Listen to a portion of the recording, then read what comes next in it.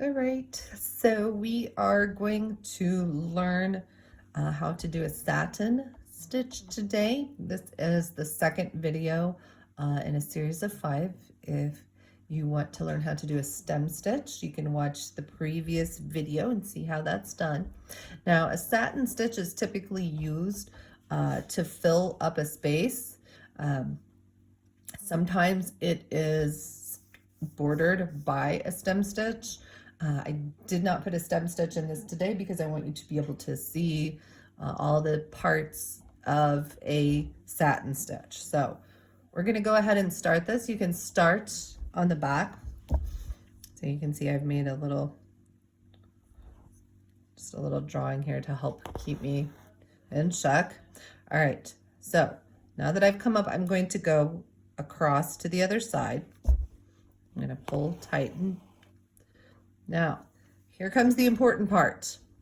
You don't want to come up here. All right, what you're going to do is you're actually going to go to the side just a tiny bit of that stitch that you just made. You don't want to pull it out, so you don't want it to be all the way, but just a little bit to the side of that stitch. Okay, and you go back down. You're doing the same thing on this side. All right, you're going to come up right next to that stitch where you just went down. Okay, and go back to the other side. And you're going to come up next to it. All right. So every time that you are coming back up, you are not circling around and around and around. Okay, you are coming back up right next to where you just went down. I'm going to show you here in just a second what that looks like on the back.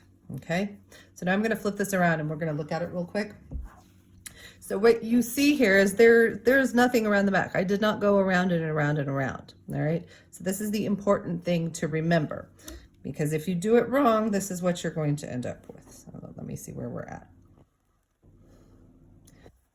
All right, so I had gone down here to the back and I came here and whoops, there.